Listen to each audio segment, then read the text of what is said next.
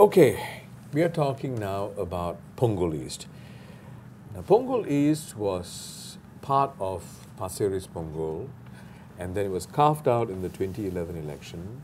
Michael Palmer won the election, won the seat in Punggol East, and then there was a by-election in 2013, and that's when Li Len of Workers' Party won. And what's interesting is Li Len won it with, when she won, there was a 13.5% swing of votes from 2011. Because in 2011, she contested against Michael Palmer. So from 2011 to 2013, there was a swing of 13.5% votes in Workers' Party's favor, which is very, very significant, right? Now, the question now is, how entrenched is she in Punggol East with Charles Chong, who's just come in from Juchet? How entrenched is she? Now, bear in mind, Charles Chong is no stranger to this area because he was part of the Pasir Ris Punggol team under DPM Teo Chee Hen. And in fact, he was the chairman of the town council that oversaw this, right? So when you look at all that, how entrenched is her position in Punggol East?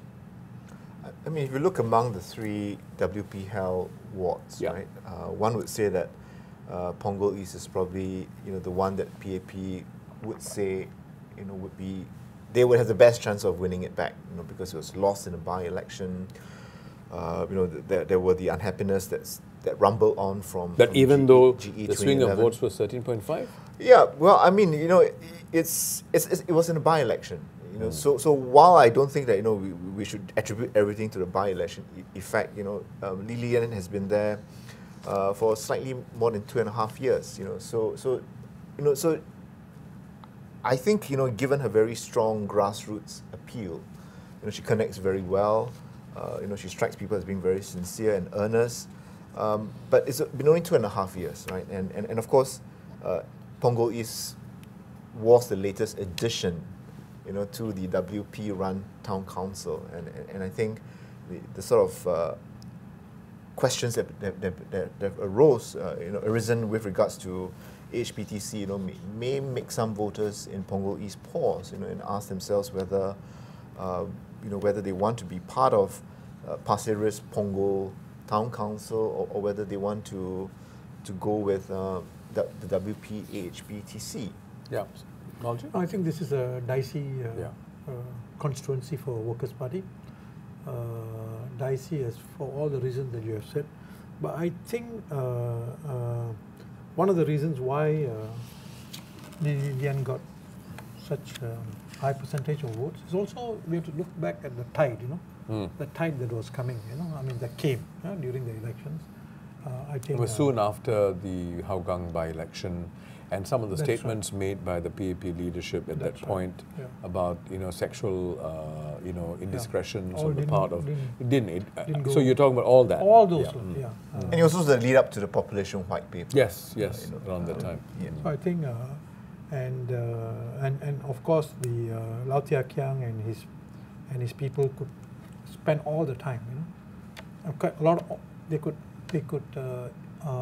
aim their arrow, at Punggol East, because there was no other election, no other constituencies to fight. So I think that was a factor then. I don't think that those factors. And also her competitor, PAP, candidate. He made that wonderful statement about his wife and he having a car each. Yeah, that's right. Yeah, right, because somehow that got so much that traction, really, those kind of statements I think also contributed to that. And it's it's very instructive that they didn't put him there. Yeah. Right. Yeah. I think there may be other reasons. I think that the fact that they really think that he's a potential office holder, to make sure that he is elected. But I think a lot of those things have changed, and then you add to that mix the entry of Charles Chong, who is a seasoned campaigner, who is used in Juchet, and he won by only 51%, by a very narrow margin. narrow margin. And the fact that, as you said, the fact that he was from the constituency, he knows the constituency well, he ran the town council there. I think it's going to be a very, very, very, very tight fight. So, what's the signal that would be received by the residents of Punggol East about Charles being sent by the PAP? That the PAP wants to win this at all costs. Is that the signal that this is not a pussyfooting? You know, they're serious about this fight. Is that the signal? Or, yes, I mean they had two changes, right? You know, so you had Kopu Kun, yeah, right? And then someone when Kopu Kun was moved to Ang Mo Kio, you know, yeah, they had Yi Chia Sing, who was Mr. Yi, who was moved, yeah, in there, and he's now contesting in another GRC. Yeah. So I think there was a sense that, well, you know, that they needed someone very different. I would say, I'm not sure whether the PAP looked at it as being stronger. Well, stronger in the sense that perhaps, you know, that they're confident, they're better. They think that better place to compete here, to get a job done.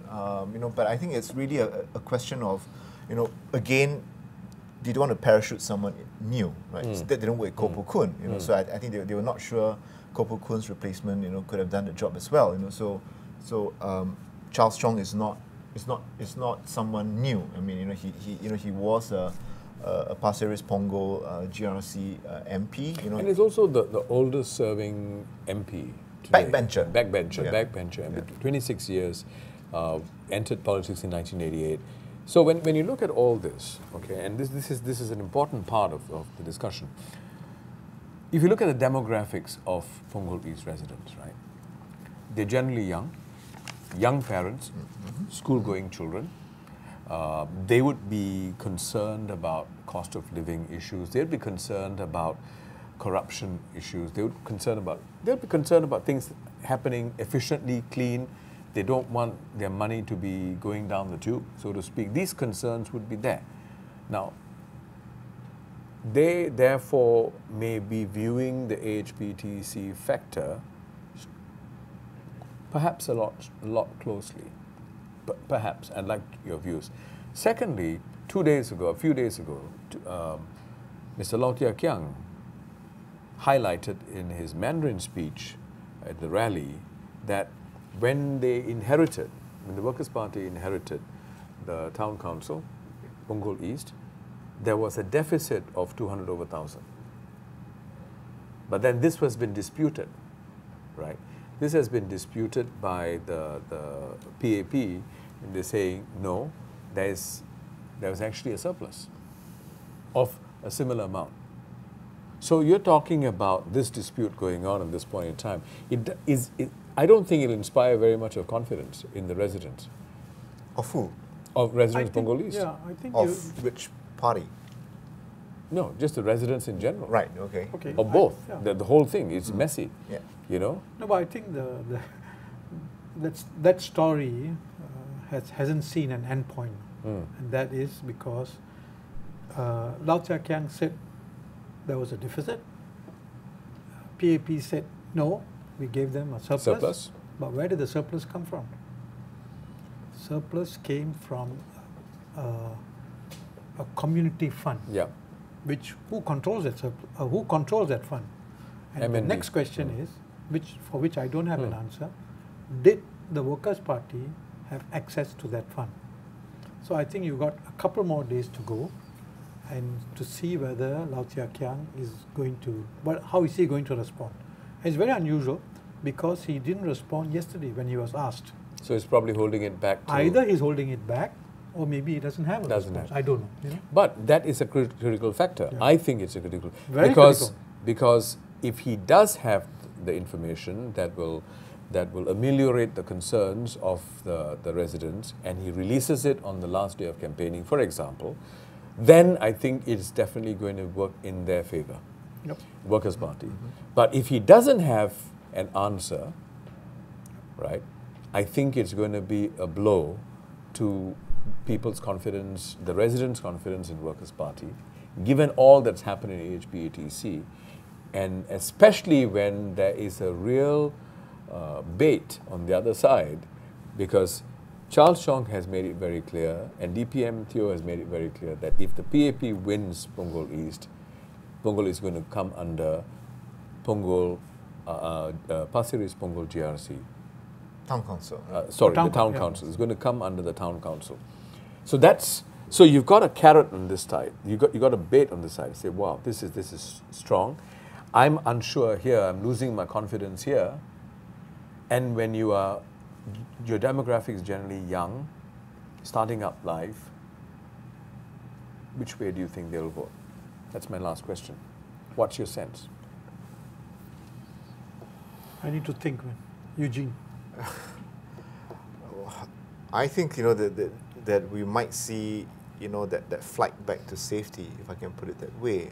The only question is whether they do so in sufficient numbers to enable the PAP to win back the right to represent Punggol East. So we're looking at having to undo they have to undo that 13% swing. But we already discussed that 13% swing was under very different circumstances. The circumstances were very different, yes. Right? Because of what happened in Punggol, what happened in Hougang, there was a lot of anger in that place. See, before, I'm not trying to run away from answering your question directly. I'll come to that. I'm not going to let you. I'll come to that before you can get to me. But I'd like to say that the residents there, it's a new town, right? Yeah. New town. The last time round, I think they were upset with some childcare centres not available. That's right. Not enough. Transport facilities not enough. I think some of them have been kind of solved. And since it's a new town, I don't think there's an issue about town council, the town council money to upgrade. Mm-hmm. The town council money is used to upgrade, right? Yeah. Quite a bit of it, right? New lifts in every floor. I don't think that applies there, So my answer, trying to be your, trying to answer your question directly, I think this is. I would not use the town council as the major issue here. I would look at the two people, the two personalities, and a very, very experienced, very seasoned character, known in that. Even that I'm not very sure, because they're all new people. They're all new people there. So how many of them really know Charles Chong? I think it's going to be a very, very close fight now.